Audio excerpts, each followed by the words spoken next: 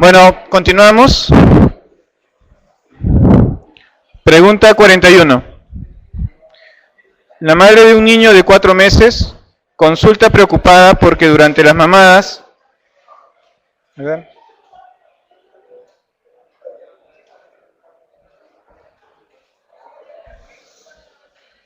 Mientras no guarden silencio, no vamos a continuar, ¿no? A ver. La madre de un niño de 4 meses consulta preocupada porque durante las mamadas su hijo la mira menos, se distrae y a veces llega a soltar el pecho, girar y dirige la cara hacia otro lado. ¿Cuál es su respuesta ante esta conducta? ¿Clave? A, D. ¿Cómo es la evaluación social de un niño de 4 meses? La sonrisa social ocurre a los 2 meses. A partir del 3er mes, el niño trata de investigar cosas que ocurren alrededor, ¿de acuerdo? Puede sonreírle a todo el mundo y luego a partir del 6.º mes ya empieza a reconocer extraños, ¿de acuerdo? Entonces, lo normal es que un niño de 4 meses rápidamente se distraiga y esto es una conducta habitual. 41, clave A. 42. Un recién nacido prematuro de 28 semanas de edad gestacional ha alcanzado 40 semanas de edad corregida. Indique cuál de los siguientes signos considera anormal en este niño. ¿Clave? El pulgar incluido. El pulgar incluido es un signo de frontalización. ¿Ya? ¿Ya? Signo de frontalización. Clave A. El reflejo de la marcha es un reflejo primitivo que generalmente desaparece antes de los 6 meses y nos ayuda mucho a diferenciar un recién nacido prematuro de uno a término. Un recién nacido prematuro tiene un reflejo de la marcha en puntas. En cambio, un recién nacido a término tiene un reflejo de la marcha con toda la planta del pie. 42, clave A. 43. Un lactante sostiene la cabeza en el plano del cuerpo cuando está en suspensión ventral, pero todavía no sostiene la cabeza en posición sedente. Sigue un objeto en movimiento en un ángulo de 180 grados, sonríe durante el contacto social, emite sonidos de placer al escuchar voces. Si un objeto cae, mira por un instante el lugar en que está el objeto. ¿Cuál es la edad madurativa de este niño? 8 semanas, ¿no? 2 meses. 44. Lo consultan los padres de un varón de 2 años porque su hijo no habla. Dice 5 a 6 palabras y no arma frases. Señala objeto todo el tiempo para que sus padres se lo nombren y responde a órdenes y pedidos. El resto del desarrollo es normal. ¿Cuál es su primera presunción diagnóstica? ¿Clave? B. Ahora, hay que diferenciar acá en lo que es trastornos del lenguaje, 2 cosas. Primero, el trastorno del lenguaje exclusivo y el trastorno del lenguaje vinculado a un componente social. Si un niño no fija la mirada, no tiene relación social y tiene deterioro del lenguaje, la sospecha inicial es, ¿qué cosa? ¿Qué? Si un niño tiene compromiso de lenguaje más compromiso social, el problema principal es trastorno generalizado del desarrollo o espectro autista. ¿De acuerdo? Entonces, siempre que ustedes vean a un niño con retardo de lenguaje, pero a su vez con deterioro social, cognitivo y social, uno debe sospechar en espectro autista. Ahora se habla de trastorno generalizado de desarrollo o espectro autista y no autismo, porque en realidad son un espectro amplio y básicamente una de las cosas que uno tiene que mirar es que estos niños con espectro autista tienen como característica es que no señalan, no pueden señalar, no señalan las cosas, ¿de acuerdo? El otro punto importante es que no van a esperar que estos niños tengan gritos o frases guturales normalmente a la edad de 1 o 2 años. Lo desarrollan más adelante. Pero sí tienen características típicas, es que siempre tratan de hacer las cosas de la misma manera, ¿no? Pueden tener mirada de manos, aleteos, ¿no? Pero puede que no tengan nada. Inclusive lo único que tienen es irritabilidad, sobre todo el primer año de vida. El diagnóstico de trastorno de espectro autista en el primer año de vida es muy difícil, pero uno tiene que sospecharlo cuando vea retardo del lenguaje asociado a retardo social, ¿no? En cuanto a la hipoacusia puede tener problemas del lenguaje, sobre todo básicamente por lo de la audición, pero un niño que puede decir 5 o 6 palabras, lo más probable es que básicamente su problema no sea la hipoacusia, sino un retardo del lenguaje, ¿no? 44, clave B. La hipoestimulación no es solo de un eje. Cuando un niño está hipoestimulado, hay problemas en todos los ejes, casi siempre. De repente en uno más que otro. Pero un niño hipoestimulado no solamente tiene problemas específicos del lenguaje, sino también retardo motor fino, retardo motor grueso, social, pero variable. Entonces, si yo veo un niño que tiene retardo de desarrollo global en uno más que otro, eso me hace sospechar en hipoestimulación. Sí. Es que autismo es básicamente lenguaje y social.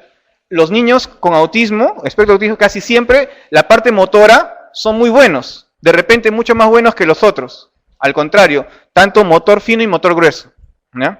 Muchos de estos niños no tienen miedo al peligro, al contrario, suben, trepan escaleras, lo hacen mucho más rápido que cualquier otro niño.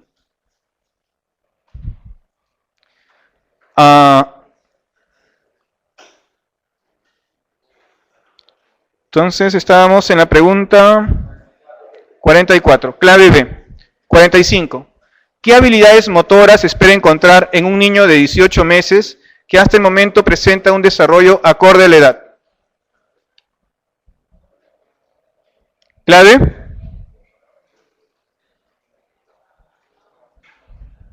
Imita un trazo circular. ¿A qué edad hace un círculo? 3 años. ¿Corre bien? A partir de los 2 años. Después de los 2 años empieza a correr, ¿no? ¿Come solo? Un niño de 1 año y medio puede llevar la cuchara a la boca. No normalmente como lo hace, sino cogido como rastrillo, pero lo lleva a la boca y puede comer. Claro que la mitad a su boca y la mitad al piso, pero sí lo hace, ¿no? Montar en un triciclo, no, a partir de los 3 años, ¿ya? Subir escaleras, a partir de los 2 años con un pie y a partir de los 3 años alternado. Clave C. C, come solo. 46. ¿Ah? La escalera sube a partir de los 2 años. 46.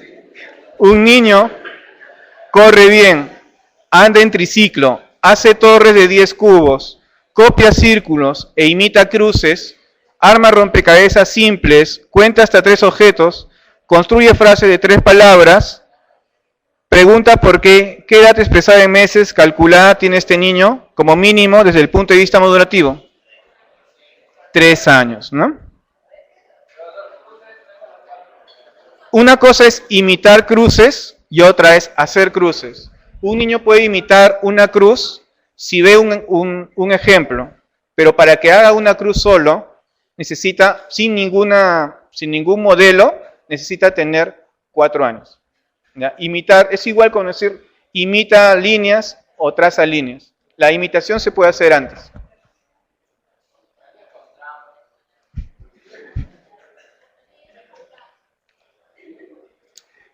46, clave C. 47. Consulta a la madre de un niño de 4 años y medio porque su hijo comienza a gritar de noche entre 1 y 1 hora y media después de haberse dormido. Se sienta en la cama, está pálido, sudoroso, con los ojos bien abiertos, no responde a las palabras maternas y luego vuelve a dormirse, sin recordar lo acontecido al día siguiente. Repitió este episodio en varias oportunidades. ¿Cuál de las siguientes entidades es más probable que presente este niño? Clave D.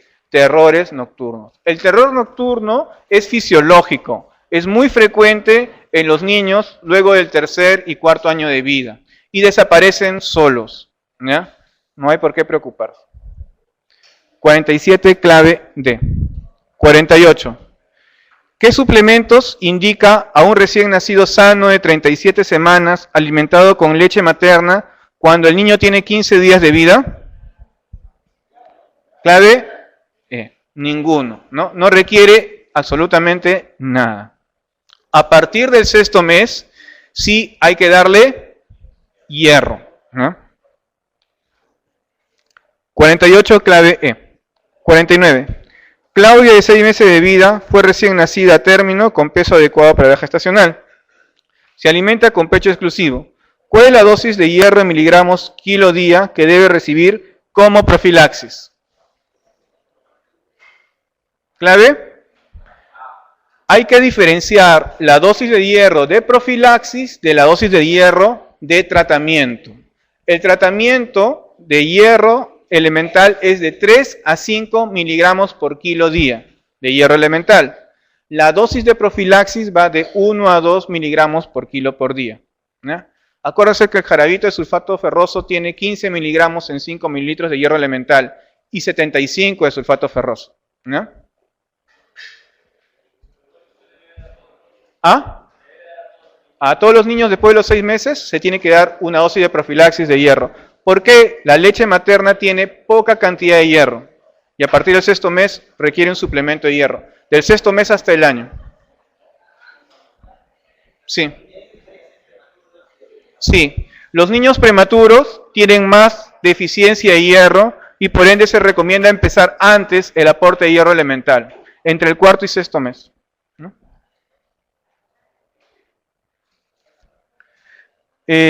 49, clave A. 50. Al año de vida, ¿cuántas kilocalorías debe recibir un niño?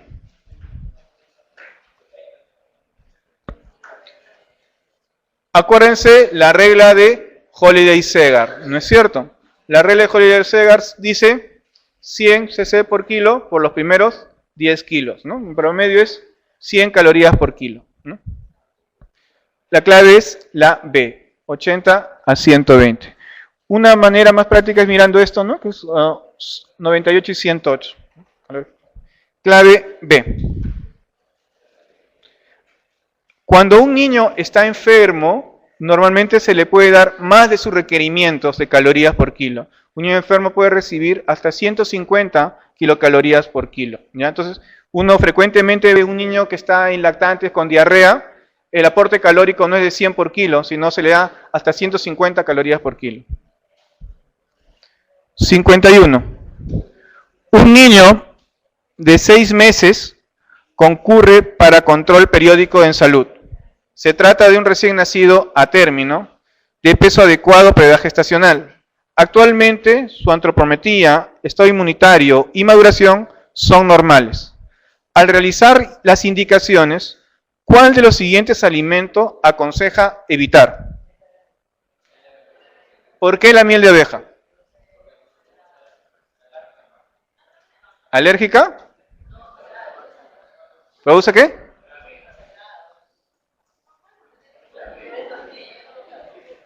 El problema es que la miel de abeja no es pasteurizada. La miel de abeja tiene posibilidad de hacer botulismo, ¿ya? Entonces, está contraindicado darle miel de abeja a un niño menor de 1 año porque su sistema inmune aún no está completamente desarrollado, ¿ya? Entonces, Han tenido mucha suerte. ¿Ah?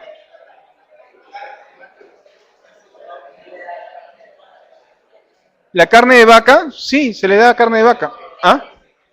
¿Ah? ¿Ah?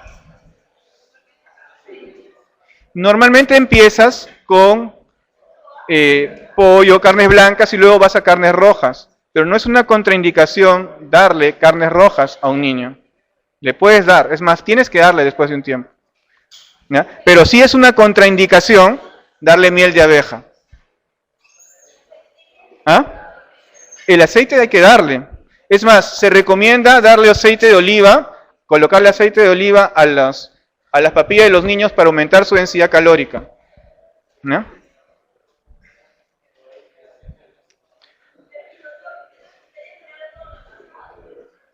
No. Todo lo que no esté pasteurizado. ¿Ya? Generalmente, básicamente, la miel de abeja es sobre todo por el riesgo de Clostridium botulinum. ¿Ya? El botulismo. 52. ¿Cuál de los siguientes alimentos favorece la absorción de hierro? Obviamente cítricos. Todo el resto, al contrario, puede inhibir la absorción de hierro. ¿De acuerdo? ¿Por qué los cítricos? Porque hacen que el hierro férrico se convierta en hierro ferroso. ¿De acuerdo? Y el hierro ferroso es el que se absorbe. Se absorbe mejor. 52, clave D. 53. He llevado a la consulta un lactante de 4 meses que presenta parálisis del sexto par craneal, edema de papila y vómitos. La madre le comenta que estuvo administrándole vitaminas porque no crecía bien. Usted sospecha un cuadro compatible con hipervitaminosis. ¿Cuál de las siguientes es la más probablemente involucrada? Vitamina A. ¿Qué es lo que está teniendo ese niño? Un pseudotumor cerebral. Acuérdense, las vitaminas liposolubles son mucho más riesgosas que las hidrosolubles. Entonces, cuando uno tiene un complejo vitamínico, lo que uno tiene que mirar sobre todo es cuánto de vitaminas liposolubles tiene, cuánto de vitamina A tiene, cuánto de vitamina D tiene, porque esos son los que tienen más riesgo de toxicidad por hipervitaminosis. 53, clave D. El otro punto importante con respecto a las vitaminas es que muchas vitaminas están asociados a estimulantes del apetito, como la ciproheptadina. ¿Ya? Los estimulantes del apetito son estimulantes del sistema nervioso central. Pueden provocar en algunos niños, sobre todo, está contraindicado en niños menores de 2 años, porque pueden provocar irritabilidad, somnolencia, igual que los antihistamínicos con pseudoefedrina. Idealmente no sería dar pseudoefedrina a ningún niño menor de 1 año, nunca. ¿Ya? Y típicamente puede ocurrir, ¿no? Un niño que está llorando, llora, un niño de 8 meses, 9 meses con llanto irritable y no hay fiebre, no hay ninguna otra sintomatología.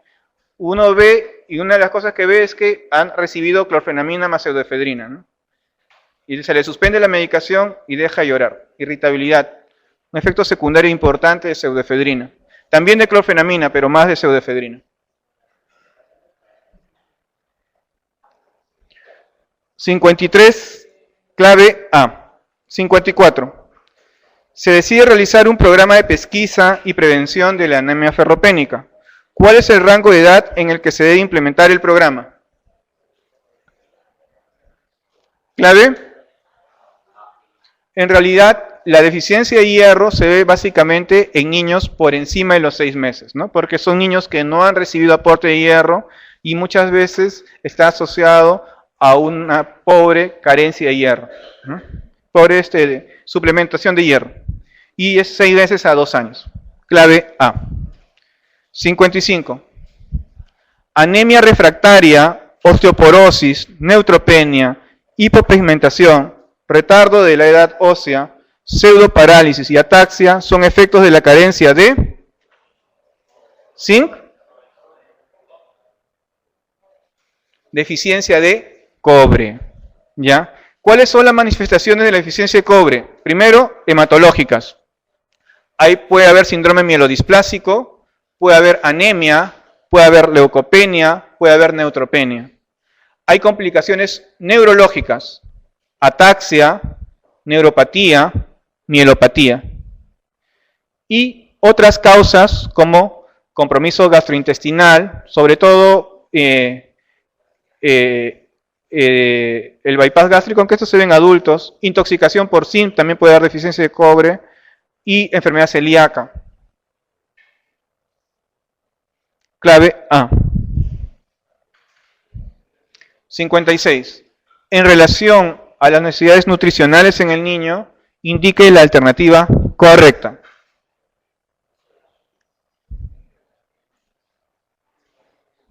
Clave D. El consumo diario de agua en lactante equivale al 2% de su peso corporal. Eso es falso, ¿no? Normalmente el consumo de agua es básicamente la cantidad de calorías que tiene, ¿no? Las calorías y el agua prácticamente es la misma. Las necesidades de calorías del niño son idénticamente a las del adulto. Los niños tienen mayor requerimiento calórico que el adulto. Un lactante requiere 2 gramos de proteína en forma diaria. ¿Cuánto requiere proteínas un lactante? De 1 a 1.5 gramos por kilo de proteínas. ¿Ya? ¿Un lactante requiere 150 cc por kilo día de agua? Sí. Clave D. Más o menos ese es el aporte, ¿no?, de proteínas, calorías, vitaminas por edad. Clave D. 57. Señale cuál es la deficiencia que produce acrodermatitis enteropática. Clave E, ¿no? Acuérdense, si yo tengo un niño con diarreas, lesiones en la piel del eritema del pañal, con eritema en la fase perioral, uno siempre es sospechar en deficiencia de zinc, sobre todo si esa dermatitis no se maneja y no se cura normalmente, ¿no? Ojo que el zinc también es importante en pacientes con diarrea persistente, ¿ya? Niños que tienen diarrea persistente, E. coli enteropatógena, por ejemplo, frecuente, se ha demostrado que 20 miligramos de zinc dados una vez al día por más de 2 semanas puede remitir el cuadro, ¿ya? Entonces, pacientes con diarrea persistente hay que darle suplementación con zinc. Clave E. 58. Un varón de 3 meses de edad es traído a la consulta para control periódico en salud. La antropometría informa peso, longitud corporal y circunferencia cefálica en el 50 percentil. Incremento diario de peso en el último mes, 8 gramos por día. Teniendo en cuenta estos valores, ¿cuál es la conducta a tomar?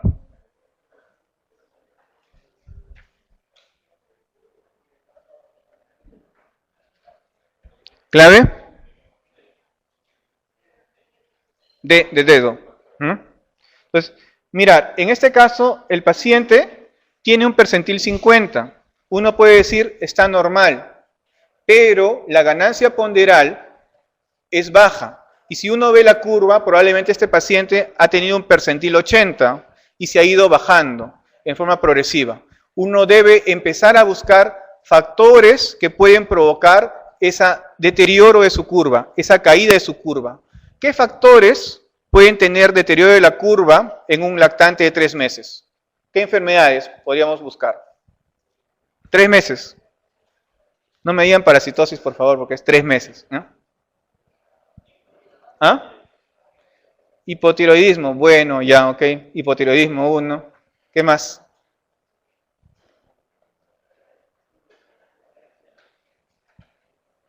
Causa frecuente, sobre todo si ya tiene broncoespasmo asociado y que no mejora con corticoides inhalados, es reflujo gastroesofágico. Uno debe sospechar el reflujo gastroesofágico. Tercer punto importante, infecciones de TORCH, ¿no? Tipo TORCH, ¿no? Cuarto,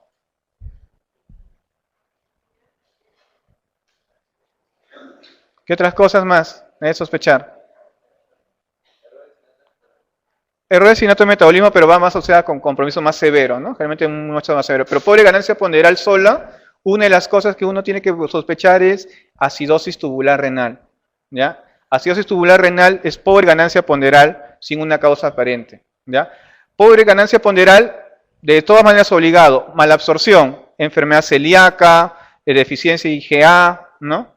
Problemas de malabsorción intestinal, sino compromiso de reflujo gastroesofágico y si no compromiso renal, acidosis tubular renal. Son las grandes entidades que van con pobre ganancia ponderal, aparte de las infecciones, ¿no?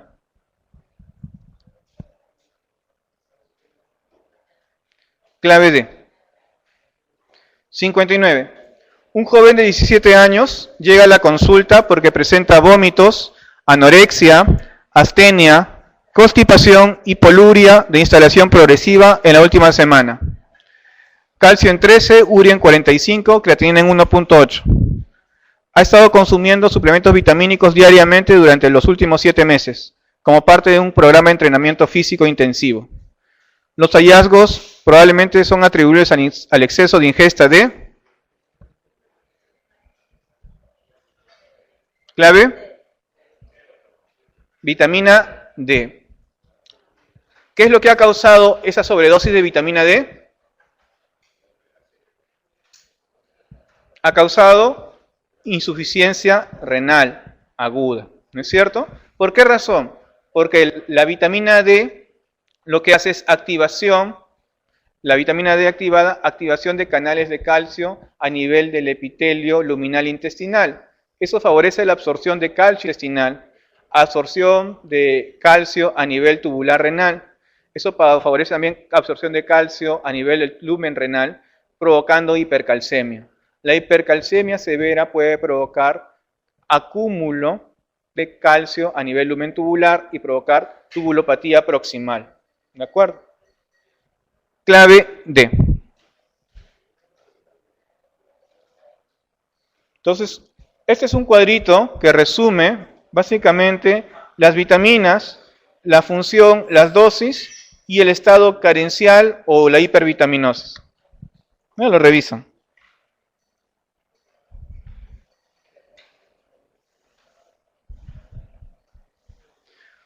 Algunas cosas, carencia de vitamina A, ceguera nocturna, ¿no?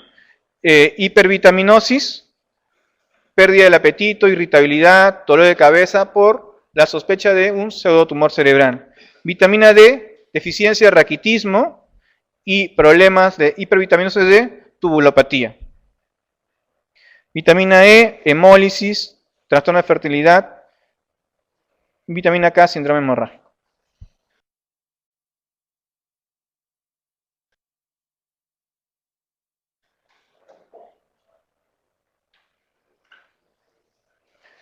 Un poco para acordarse de lo que hace la vitamina D. La vitamina D sola, para que se active, tiene que tener dos hidroxilaciones. Uno en el hígado, que es la 25 hidroxivitamina D, y otra en el riñón, que es la 1,25 dihidroxicolecalciferol o dihidroxivitamina D.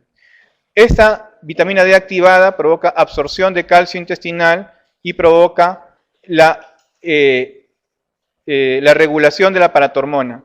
Si hay poca vitamina D, estimula la paratormona y esta paratormona provoca resorción ósea y descalcificación de huesos. Cuando hay un exceso de vitamina D, eso favorece la cantidad de calcio en sangre, ese incremento de calcio en sangre inhibe los receptores calcio sensibles de la hormona de la paratiroides y baja la paratormona. Entonces, es un juego entre paratormona y vitamina D.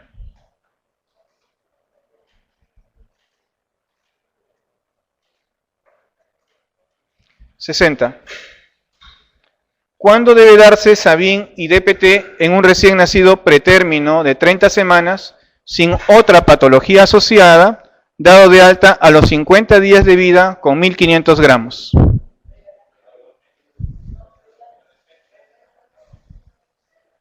¿60 clave? ¿C?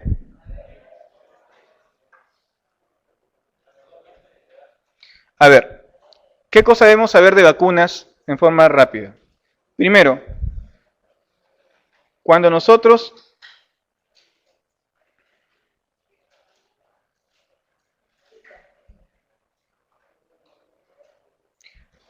tenemos vacunas, tenemos 3 grandes grupos de vacunas dependiendo de la ruta de administración. La administración intramuscular, la administración subcutánea y la administración subdérmica. La vía de administración básicamente está determinada por la cantidad de la sustancia o del inóculo que requiero y la capacidad que tenga esa sustancia en colectarse la mayor cantidad posible de tiempo en el organismo. Así, por ejemplo, la vía intramuscular es recomendada para aquellas vacunas que tienen un adyuvante. ¿Qué cosa es un adyuvante? Cualquier sustancia que va a hacer que esto tenga una liberación lenta, ¿de acuerdo? Y que pueda estimular la inmunogenicidad. Si yo utilizo un adyuvante en vía subcutánea o intradérmica, va a provocar mayor reacción adversas de tipo locales, dolor, inflamación, granuloma. Lo típico es la DPT, ¿no? La DPT normalmente se tiene que colocar intramuscular y por eso que la DPT se debe colocar en un músculo de una consistencia adecuada. Si nosotros colocamos DPT en el glúteo a un niño pequeño, donde todavía el músculo glúteo no está bien conformado y donde la mayor parte de ese glúteo es tejido celular subcutáneo, es grasita, lo más probable es que no entremos profundamente a músculo, entremos a celular subcutáneo y provoque un eritema muy marcado, porque el adyuvante no está intramuscular, sino en celular subcutáneo. Es más, cuando nosotros utilizamos DPT, debemos de colocarle ¿dónde? En vasto externo, ¿de acuerdo? Ahí nos aseguramos que entre en forma perpendicular la aguja y llegue hacia el músculo. No está recomendado las vacunas a nivel glúteo en los lactantes. El ángulo de colocación de las vacunas intramusculares siempre debe ser de 90 grados. En los niños grandes se puede utilizar el deltoides. Vía subcutánea. ¿Qué vacunas damos por vías subcutáneas? Todas las vacunas de virus vivos atenuados. Todas las vacunas de virus vivos atenuados deben ser subcutáneas.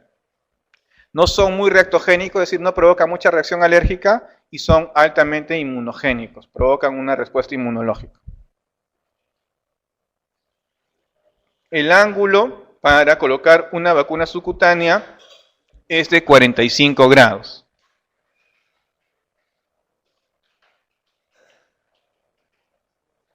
Podemos utilizar también la zona de la piernita o la zona posterior del brazo en niños más grandes.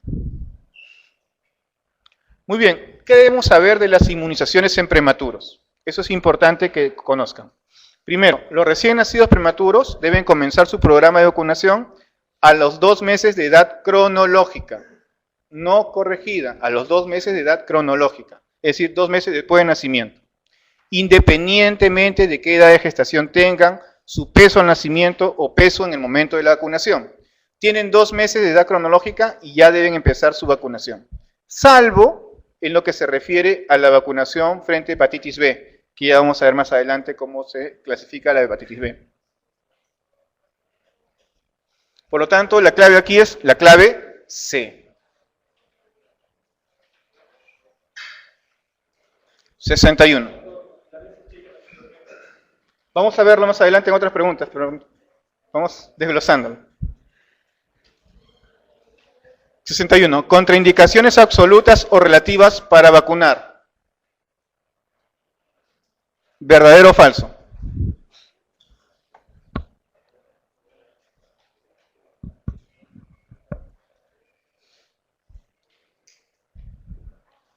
¿Clave?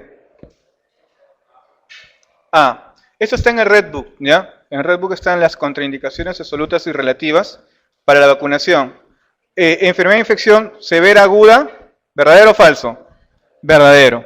Resfrío común, falso. Reacción anafiláctica severa, verdadera. Fiebre menor de 39, falso. Clave A. 62. En un niño inmunocomprometido, ¿qué vacuna está contraindicada?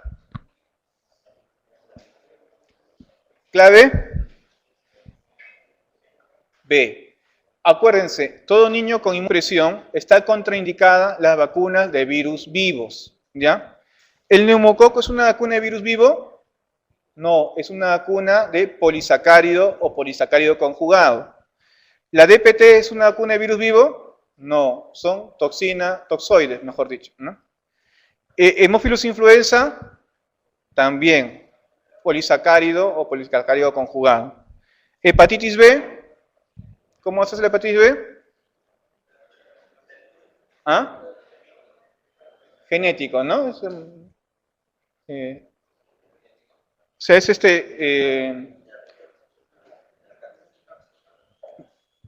recombinante. El Sabin, ¿qué cosa es? Polio, ¿no? Acuérdense, Sabin vivos, ¿ya? Sabin vivos. Y vivos es polio oral, ¿ya? Lo que nosotros tenemos es vacunación con virus vivos, ¿ya? Sabin, virus vivos, polio oral. Clave B. Acuérdense bien, acuérdense que las vacunas intramusculares son ángulo de 90 grados y vasto externo.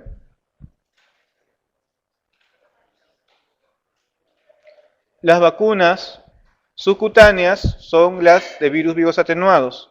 Llámese triple viral, ¿ya? Rotavirus es viral, ¿no? Triple viral o varicela, ¿no? Que son virus vivos atenuados. Rotavirus es bioral. Solamente aquellas vacunas que, o sea, tú normalmente das vía oral cuando la mejor posibilidad para la inmunogenicidad sea que sea enteral. Por ejemplo, rotavirus, a ti te interesa que sea enteral, por lo tanto es vía oral. La polio oral también me interesa que sea vía oral porque tiene más inmunogenicidad. Sin embargo, el problema de la polio oral es que puedes eliminar los virus por bastante tiempo. Y entonces está contraindicado vacunar con polio oral, no solo cuando el paciente está inmunosuprimido, sino cuando tiene un familiar cercano que vive en su casa que sea inmunosuprimido. Por ejemplo, si yo tengo un paciente con VIH y tiene un familiar que vive con él, un niño, un familiar que vive con él, está contraindicado vacunar con polio oral a ese niño, porque puede infectar a su familiar con VIH.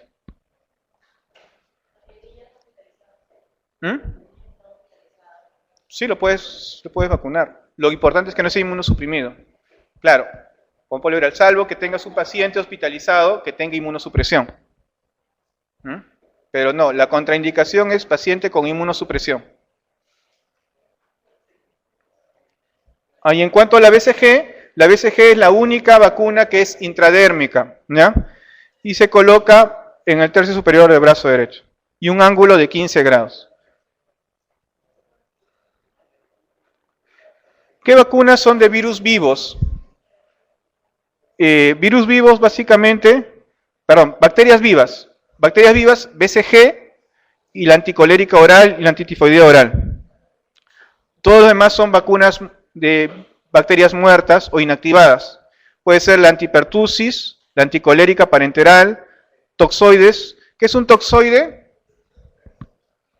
¿Qué es un toxoide? ¿Es la bacteria o no es la bacteria el toxoide? No, es la toxina de la bacteria inactivada, ¿no? Porque lo que provoca el daño es la toxina. Un toxoide es una toxina desnaturalizada, inactivada, que no provoca la respuesta inflamatoria. Polisacáridos conjugados y polisacáridos no conjugados. La diferencia entre un polisacárido conjugado y un no conjugado es que los conjugados están unidos a proteínas. Y al estar unidos a proteínas, lo que favorecen es la unión a la célula presentadora de antígeno. Y esta célula presentadora de antígeno lo lleva al linfocito TCD4 y ese linfocito TCD4 se convierte en un linfocito T especializado en ese antígeno. Por lo tanto, tiene una respuesta de memoria que dura toda la vida. En cambio, cuando es un polisacárido, el polisacárido no puede ir a la célula presentadora de antígeno, requiere estar unido a una proteína. Y como no puede ir a la célula presentadora de antígeno, va directamente al linfocito B. El linfocito B se estimula, genera anticuerpos, pero dura lo que dura el anticuerpo, que pueden ser 3 o 4 años. Por esa razón, la Neumo 23, que tiene 23 serotipos, tiene una cantidad de serotipos inmensa, pero dura poco tiempo, dura 3 a 5 años, y hay que volver a vacunarlo.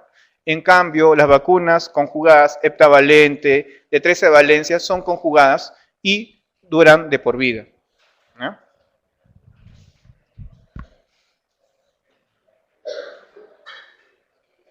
Virus vivos atenuados, sarampión, la triple viral, la varicela, fiebre amarilla. Inactivados, la polio parenteral o SALC, antirrábica, antihepatitis A. Y subunidades, por ejemplo, la antihepatitis B, que es recombinante genética. Bien, ¿cuál es el esquema de vacunación actual? El esquema de vacunación actual es el siguiente. Primero, ¿con qué se vacuna un niño menor de 1 año? Al nacer, BCG y la primera dosis de hepatitis B. Ojo, que esto debe darse en las primeras 24 horas de nacido. Si no se da en las primeras 24 horas de nacido, si el niño tiene 1 mes y no tiene BCG, la indicación es colocarle un PPD previo a la BCG. Y si tiene viraje del PPD, ya no se le debe colocar la BCG. ¿No? Ese es al nacimiento. A los 2 meses se le coloca, generalmente lo ideal es las primeras 24 horas, pero le puedes colocar después también. Pero lo ideal es cuando le pones después, es hacerle un PPD. Es más riesgo, ¿no? Puedes colocarle 48, 72 horas y no hay mucho problema, pero si lo dejas esperando 1 mes o más, necesariamente tienes que hacerle un PPD. ¿Ah? La hepatitis B lo puedes colocar en cualquier momento, pero es la primera dosis. 2 meses, la pentavalente, que es DPT más hemófilos influenza más hepatitis B y más polio oral. Luego a los 2 meses también se le da rotavirus y la primera dosis de neumococo conjugada. A los 4 meses, la pentavalente, la polio oral, rotavirus y la segunda dosis de neumococo conjugada. A los 6 meses es la pentavalente y la polio oral. O sea, polio oral, 2, 4 y 6 meses, pentavalente, 2, 4 y 6 meses. Entre los 7 meses y los 2 años se le da la primera dosis de influenza. Influenza son 2 dosis, 6 meses y luego al año y después una cada año. ¿Ya? Influenza, no. La vacuna contra la gripe o influenza, la primera dosis se da a partir del 6º mes y la segunda dosis al año. ¿Ya? Y después, cada año, una dosis para la vacuna del virus de la influenza. La vacuna del hemófilus influenza está en la pentavalente, que es DPT más hemófilus influenza más hepatitis B. ¿Ya?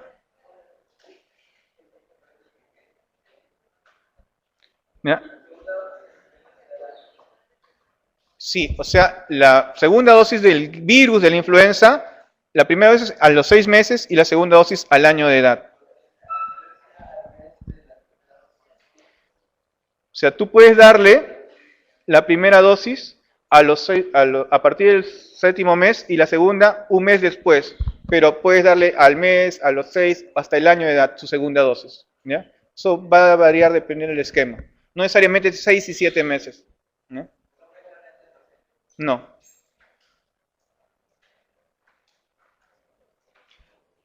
Al año se le da la triple viral y la tercera dosis de neumococo. A los 15 meses, fiebre amarilla. A los 18 meses es el primer refuerzo de DPT. Ojo, antes no se daba refuerzo de DPT. A los 2 años es la dosis de influenza y una dosis de neumococo. Sí, estos niños de los 2, 3 y 4 años, que es dosis de influenza y dosis de neumococo, es para niños de alto riesgo. Niños que tienen algún grado de inmunosupresión. ¿Ya? Y a los 4 años sí se da la segunda dosis de refuerzo de DPT y la primera de refuerzo de sarampión, rubiola y paperas. Lo nuevo es lo siguiente. el grupo de niñas de 10 hasta antes de los 12 años. Toda niña entre 10 y 12 años ahora tiene la primera dosis del papiloma virus humano, gratuita por el MINSA, ¿ya? La segunda dosis es 2 meses después de haber recibido la primera dosis. Y la tercera dosis es 6 meses después de la primera dosis. ¿Ok? Entonces, ya está incluido dentro del programa papiloma virus humana para aquellas niñas entre 10 y 12 años. ¿Ya? Bueno, entonces, la clave ahí era la alternativa B. 62, clave B. 63. ¿Dónde aplicar las vacunas intramusculares en menores de 18 meses? Vasto externo. Señale la vacuna que no está constituida por microorganismos vivos. ¿Clave? La hepatitis B, ¿no? Que es una vacuna recombinante. BCG es bacteria viva, sarampión, rubiola y paperas es virus vivo, fiebre amarilla, virus vivo, varicela, virus vivo. Clave. 65. Las vacunas generan una respuesta inmune. Al respecto, señale el enunciado correcto.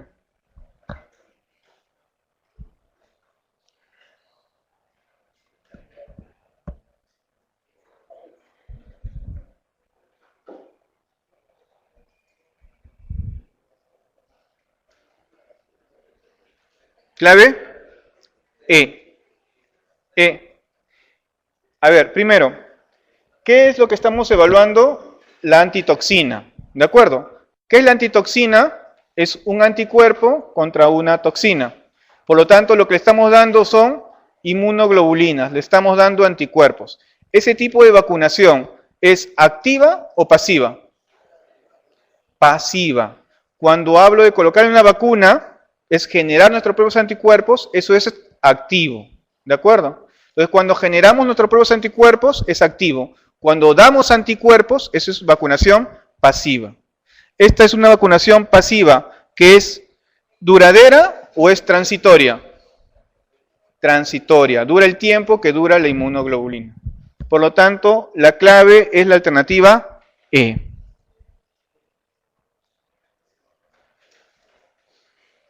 66. Acerca de la vacuna de la influenza. ¿Ah? No. Tendrías que vacunarlo todo el tiempo, no cada año, ¿no?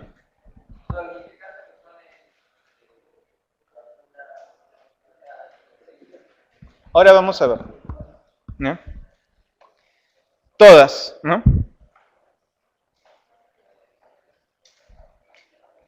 67. La suspensión de microorganismos vivos, atenuados o muertos, porciones antigénicas que inducen inmunidad, se denomina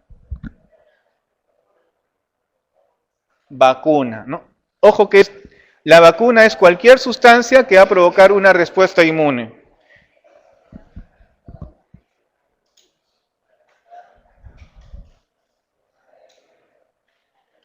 (68)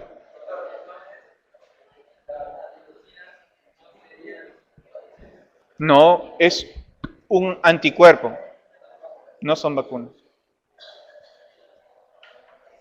¿Cuál de las siguientes es una contraindicación para la aplicación de vacuna antigripal? Clave B. ¿El VIH es una contraindicación para la vacuna, para vacunarlo contra la gripe?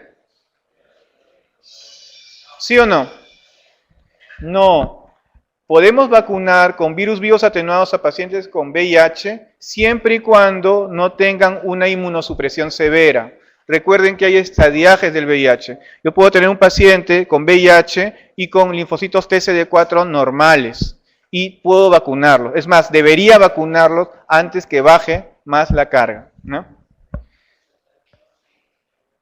La contraindicación absoluta es el shock anafiláctico por proteína de huevo.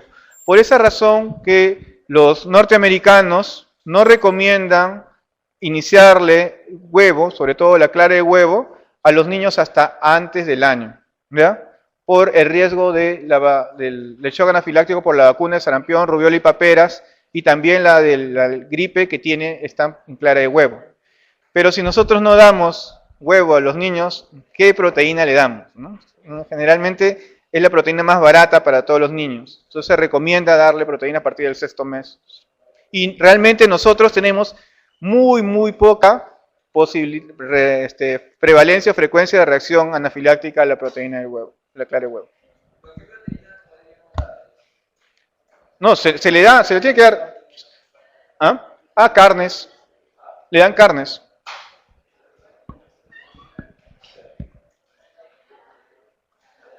Clave B. 69. Usted abre un frasco multidosis de vacuna de Sabin, DPT y hepatitis B, con vencimiento en julio del 2012 y buena conservación por cadena de frío, para vacunar a 3 lactantes. ¿Qué conducta debe adoptar con la dosis que han sobrado en esos frascos?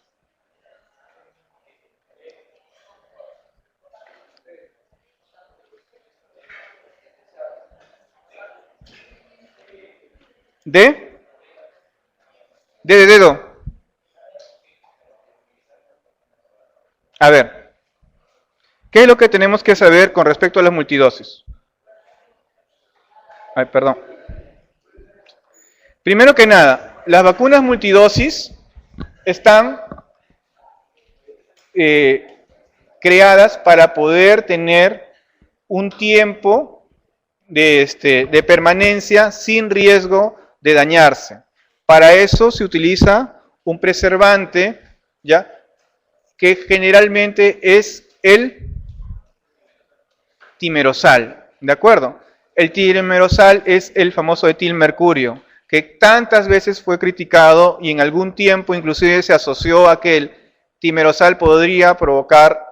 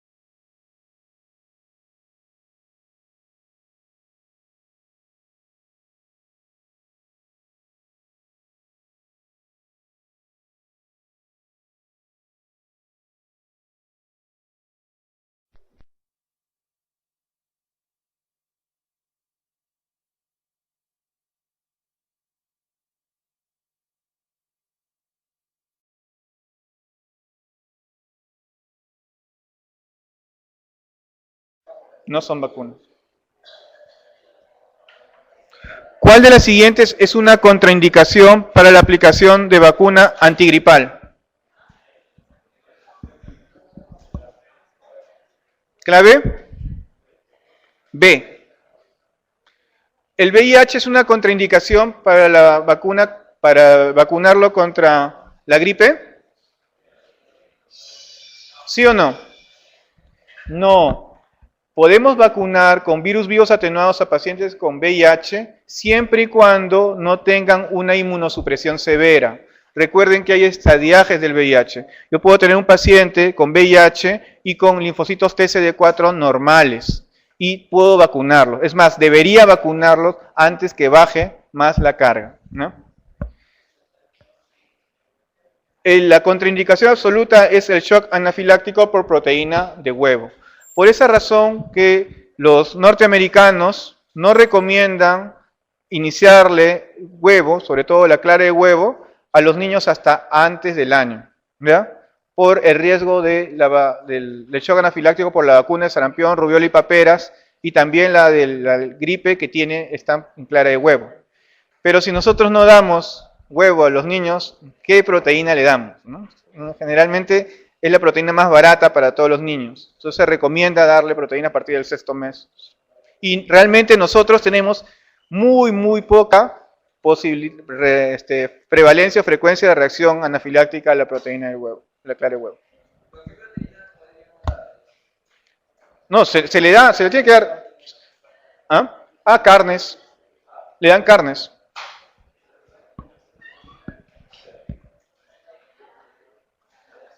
Clave B. 69. Usted abre un frasco multidosis de vacuna de Sabin, DPT y hepatitis B, con vencimiento en julio del 2012 y buena conservación por cadena de frío, para vacunar a 3 lactantes. ¿Qué conducta debe adoptar con la dosis que han sobrado en esos frascos?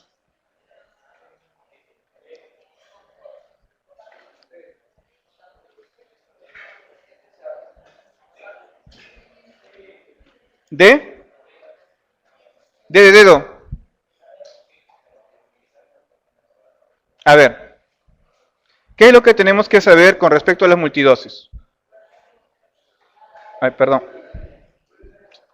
Primero que nada, las vacunas multidosis están creadas para poder tener un tiempo de permanencia sin riesgo de dañarse. Para eso se utiliza un preservante, ¿ya?, que generalmente es el timerosal, ¿de acuerdo?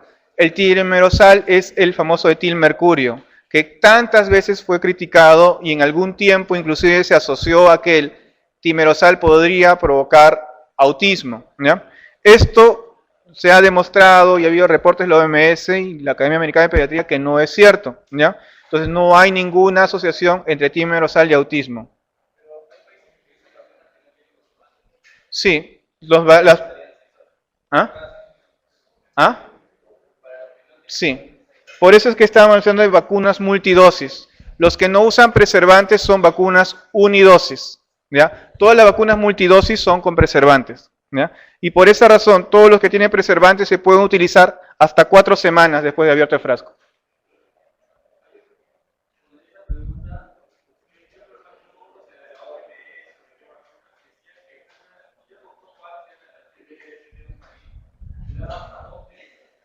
¿Perdón? ¿Ya? Sí, o sea, tú puedes durar más tiempo de lo guardado, pero o sea, tienes que ver cuál se vence más, cuál se vence antes. Basta que una se venza, o sea, que ya pueda tener algún riesgo para evitar todo, ¿no? Entonces, generalmente, lo que normalmente se dice es 4 semanas, no hay ningún problema. Después de las 4 semanas puede haber alguna duda y es preferible desecharlo. Pero 4 semanas no tienes ningún riesgo de que se deteriore esa vacuna, ¿no? Ahora, las vacunas con timerosal casi siempre pueden durar un poco más, ¿ya? ¿Cuáles vacunas tienen timerosal? Sobre todo la de DPT, ¿ya? La Sabin, que es polio oral, que no tiene timerosal, podría durar un poco menos, ¿no?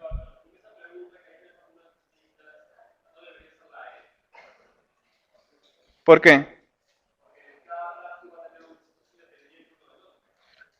Pero si yo tengo como mínimo, o sea, 4 semanas, o sea, 4 semanas es lo que yo puedo decir, no hay ningún problema, lo puedo usar.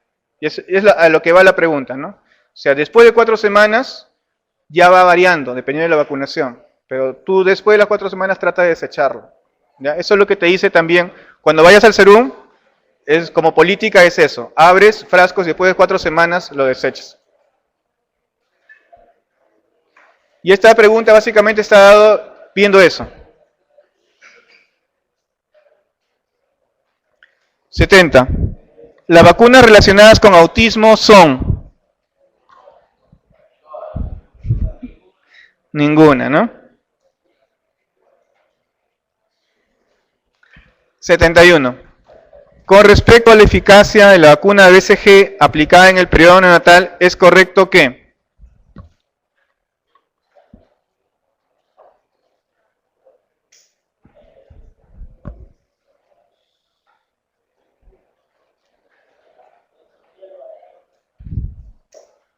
¿Clave?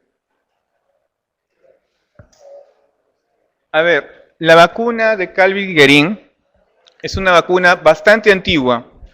¿Cuál es la indicación de la vacuna de Calvi-Guerin? Prevenir las formas severas de la tuberculosis. No significa que no les va a dar tuberculosis a los pacientes, sino que nos va a prevenir el riesgo para... ¿Cuáles son las formas severas de tuberculosis? TBC meningia y TBC miliar. ¿De acuerdo? Entonces, esto está demostrado inclusive por metaanálisis, ¿ya? Entonces, la idea de utilizar BCG es en aquellos países cuya prevalencia de tuberculosis es alta y por ende el riesgo de forma severa de tuberculosis también es alta. Por esa razón es que no todos los países tienen en su esquema de vacunación la BCG. 71 clave A. Ahora, hay que recordar con respecto a BCG algunas cosas. Primero, antes se daba BCG más de una dosis, o sea, dosis de refuerzo de BCG. Ahora se sabe que no hay diferencia entre colocar una o más dosis de BCG, ¿ya? Por lo tanto, aquellos que nos han marcado 3 o 2 veces en los bracitos, no hay diferencia con que lo marquen una vez. Segundo, no está contraindicado, ¿ya?, la vacuna de BCG, salvo si tenga un paciente con VIH sintomático, ¿ya? Si yo tengo un paciente con VIH sintomático, con inmunosupresión, como cualquier vacuna de bacteria o virus vivo, está contraindicado. ¿Cuál es el efecto más importante? Sí. La edad que uno pueda verlo, inclusive hasta adultos, siempre y cuando no haya variación en el PPD, si tienes un PPD 0. Reacciones adversas más frecuentes son abscesos locales, linfaadenitis y la BCG-itis. ¿Qué cosa es la BCG-itis? Es un compromiso de linfaadenitis regional. A veces puede eso diseminarse y hacer hasta osteomielitis. Para eso hay que recordar que la administración siempre tiene que ser intradérmica. Si nos pasamos de intradérmica a subcutánea, hay mucho más riesgo de hacer reacciones adversas. ¿Qué debemos recordar de la cicatriz de la BCG? Primero, la cicatriz de la BCG empieza más o menos a las 7.5 semanas y para completar puede llegar hasta los 6 meses post vacunación. ¿Cómo es que se forma? Primero, hay que recordar que cuando uno se vacuna con BCG puede haber una variación en el PPD, pero esta variación en el PPD no pasa nunca de más de 10 milímetros cuando el niño tiene más de 6 meses. O sea, todo niño mayor de 6 meses, si tiene un PPD más de 10 milímetros, es muy poco probable que lo achaquen a la vacunación con BCG, ¿ya? Eso sí está demostrado. Es menos del 10%, mucho menos del 10%, que ese PPD sea mayor de 10. ¿No? Posibilidad de falso positivo a PPD es 4% en los primeros 6 meses de vida. ¿No? ¿Cómo es la evolución de la lesión o la cicatriz de la BCG? Primero ocurre una pápula. Esta pápula va a ocurrir entre los 15 y 30 minutos. A las 2 a 3 semanas se hace un nódulo eritematoso. Y después este nódulo eritematoso se acceda y forma una pequeña úlcera entre las 4 y 8 semanas. Finalmente forma una cicatriz queloide, generalmente menos de 10 milímetros. Y algo bien importante, 10 a 20% de los pacientes que se han vacunado con BCG no tienen cicatriz. ¿Ya? O sea, clave A. 72. Un niño de 1 año recibe su vacuna de sarampión a los 7 días. Hace fiebre y un brote, exantema de poca intensidad. Ambas molestias remiten luego de 2 a 3 días de evolución. ¿Usted considera que estas manifestaciones, 72, clave, D de dedo, ¿no? En realidad son una vacuna de virus vivo, es como si tuviera la enfermedad, pero en una forma mucho más leve, mucho más atenuada. Y como ya habíamos comentado, la vacuna de virus vivos hacen la enfermedad. El sarampión tiene un tiempo de incubación casi siempre entre 7 a 10 días. Y en realidad hace una enfermedad sarampionosa muy atenuada. Clave D. 73. Con respecto a vacunas en pediatría, señale lo correcto.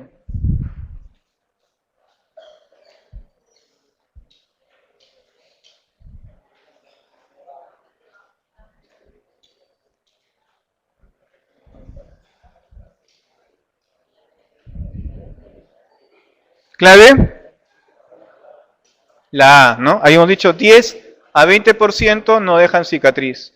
Hepatitis B no se debe colocar en prematuros, sí se puede colocar en prematuros. La influenza se coloca a los 2, 4 y 6 meses, no. La Haemophilus influenza se coloca a 2, 4 y 6 meses. ¿no? El virus de influenza se coloca a la primera dosis a los 6 meses. DPT celular no le confiere mucha inmunidad a los niños, tiene la misma inmunidad que la DPT celular, sí.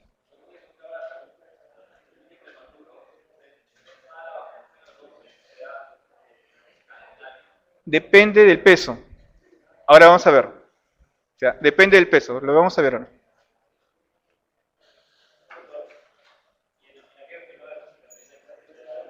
No, no necesariamente.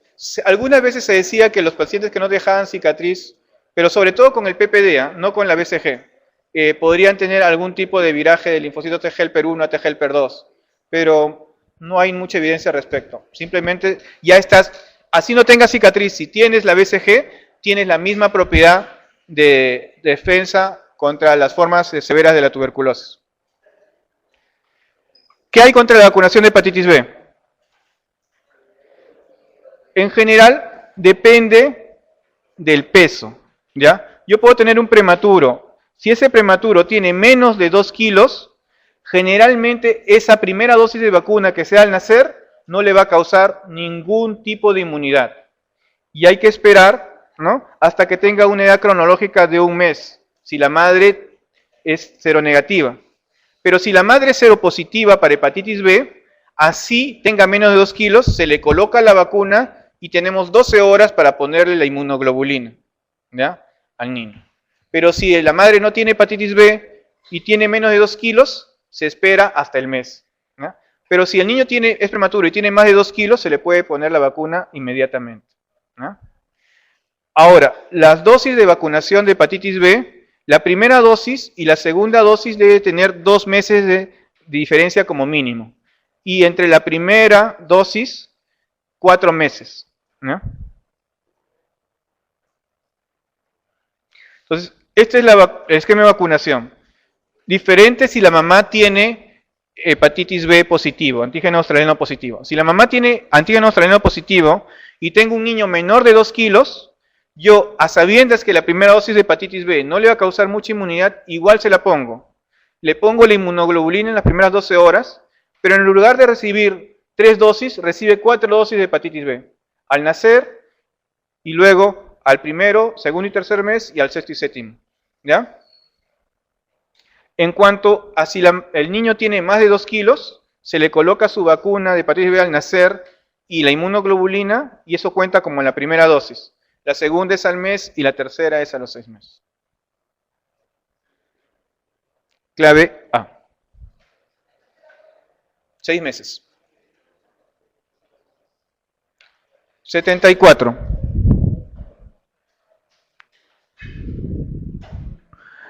En relación a la inmunización con triple viral, ¿se puede administrar a niños cuya madre están embarazadas? ¿Verdadero o falso? ¿Verdadero o falso? ¿Verdadero? ¿Por qué no? ¿Mm? ¿Qué virus? ¿Cuál de los virus puede provocar daño en una mamá embarazada?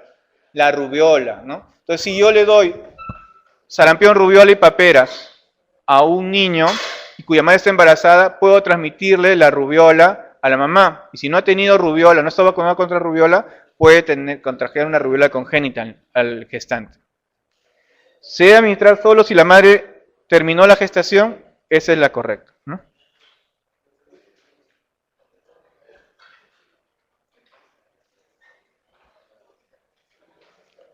75. Ante un niño de 13 meses de edad, inmunocompetente, sin vacunación antisarampionosa, que tuvo contacto con sarampión en las últimas 48 horas, ¿cuál es la conducta más adecuada?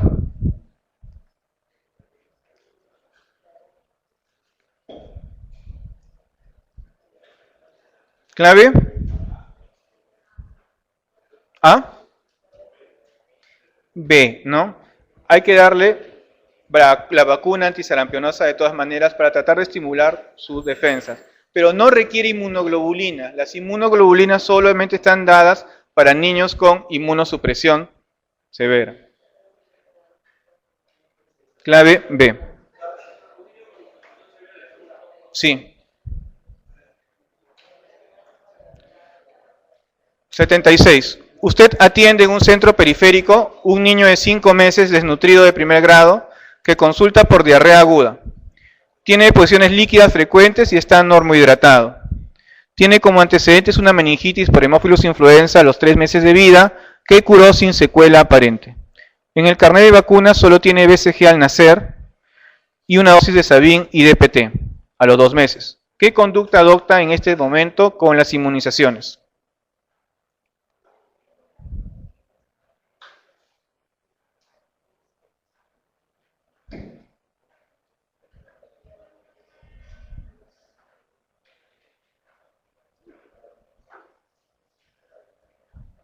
¿Clave? La clave A, ¿no? No porque haya tenido una meningitis por Haemophilus influenza, está protegido con todas las cepas de Haemophilus, ¿ya? Hay que tener claro eso. Por lo tanto, tienen que darle Sabin, DPT y la vacuna de Haemophilus. Clave A. Porque no tiene ninguna contraindicación para recibir la vacuna. Y recuerde que esos son niños que normalmente no van a venir a tu posta a vacunar. Son los niños que se pierden. Entonces, tienes que asegurar la vacunación. Sí. No es una contraindicación. Tú le puedes poner la dosis, puede haber una menor respuesta, pero no es la contraindicación. Tú le pones nada más. ¿Ah? Es que hay varios serotipos. Sí, tienes que darle, porque no es el mismo serotipo. Tú no sabes cuál serotipo del tipo B es. Sí. 77. Un paciente inmunocompetente de 9 meses acaba de recibir gamma globulina estándar, 0.02 miligramos por kilo dosis como profilaxis para la hepatitis A que padece su hermana mayor. ¿Cuándo le aplicaría la vacuna triple viral?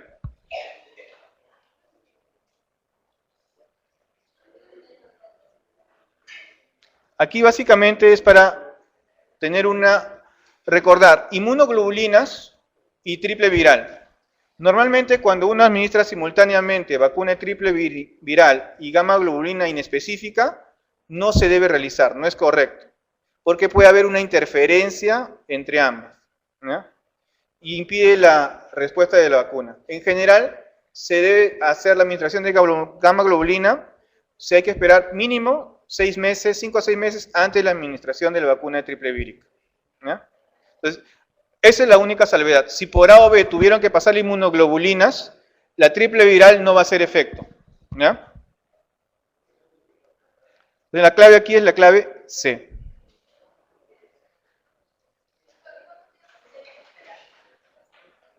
¿Perdón? Sí. ¿Dónde estamos? La clave C. ¿Ya? Entonces, normalmente uno espera entre 5 a 6 meses, ¿ya? De la vacunación de la triple viral. Pero como mínimo, 3. ¿Ya?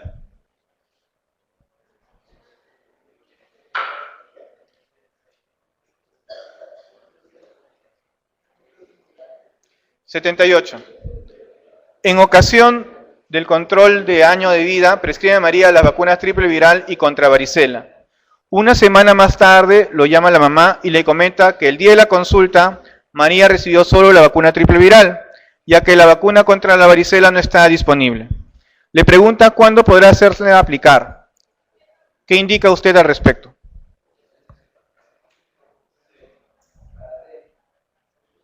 ¿D? ¿D? ¿C? Aquí es otra cosa a tener en cuenta. Cuando yo tengo dos vacunas de virus vivos, yo tengo dos opciones. O le coloco el mismo día, o si no, 4 semanas después. Porque la segunda que le colocas no va a hacer efecto. Entonces, si yo, por ejemplo, tengo triple viral y tengo varicela, y la varicela la mamá tiene que pagarlo porque no está en el programa, si uno le dice póngaselo al día siguiente, gasta sus 150 soles en vano porque no le va a hacer efecto. Entonces, uno tiene que saber que dos vacunas de virus vivos atenuados se colocan o el mismo día o hay que esperar 4 semanas, ¿no? En el laxo. Clave B.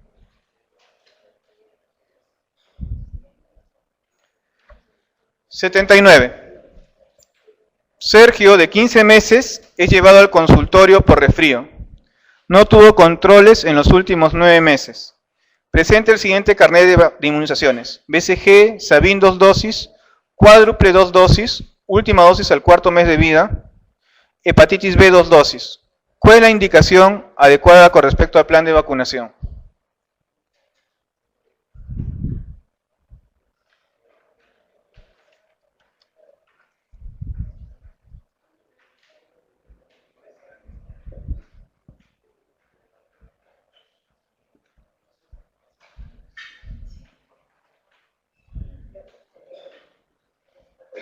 ¿Clave? ¿B? ¿B? ¿D? No. A ver, ¿hay que recomenzar la vacunación? No. Si uno tiene 2 dosis de alguna vacuna, valen esas dosis y lo que se hace es completar el esquema de vacunación. ¿Qué le faltaba? Vacunación contra triple viral, le tocaba la tercera dosis de Sabin, la cuádruple, que es DPT más hemófilos de influenza, y la hepatitis B, ¿no? Por lo tanto, la clave ahí es la alternativa B.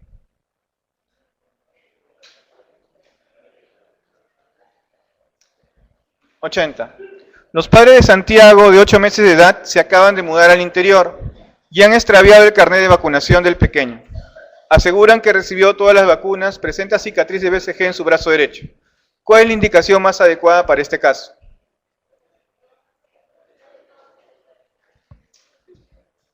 ¿Clave? La C. Recuerden que si uno no tiene su carnet de vacunación, uno debe asumir que no se ha vacunado, salvo la cicatriz de BCG, que es evidente, ¿no? Entonces, la clave es la C. Si, por ejemplo, al revés,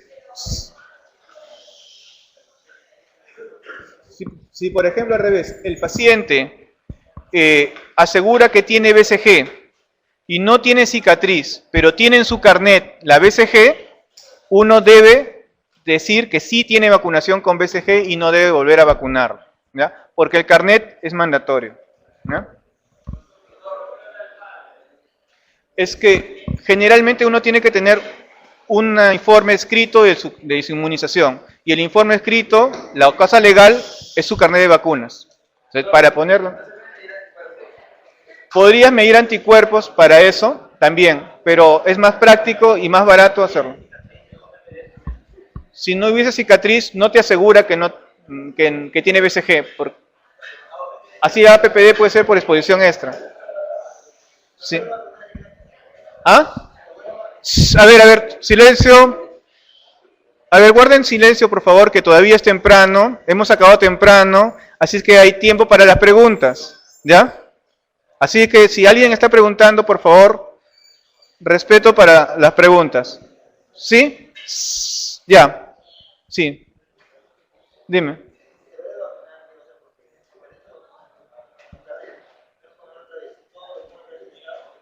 No, la BCG ya se le coloca como puesta y empieza de la primera dosis de cada uno. Sí, es gratis. Está dentro del programa hacer eso. ¿Alguien más? Bueno, ok, gracias. Hasta luego.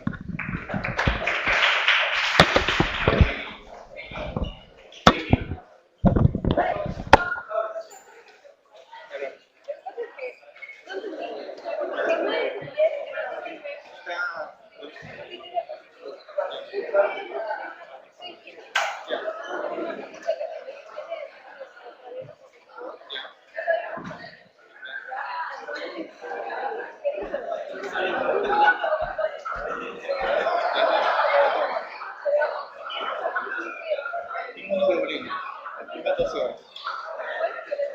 Y su vacuna al nacer. Al mes. No. La vacunación inicial es al mes.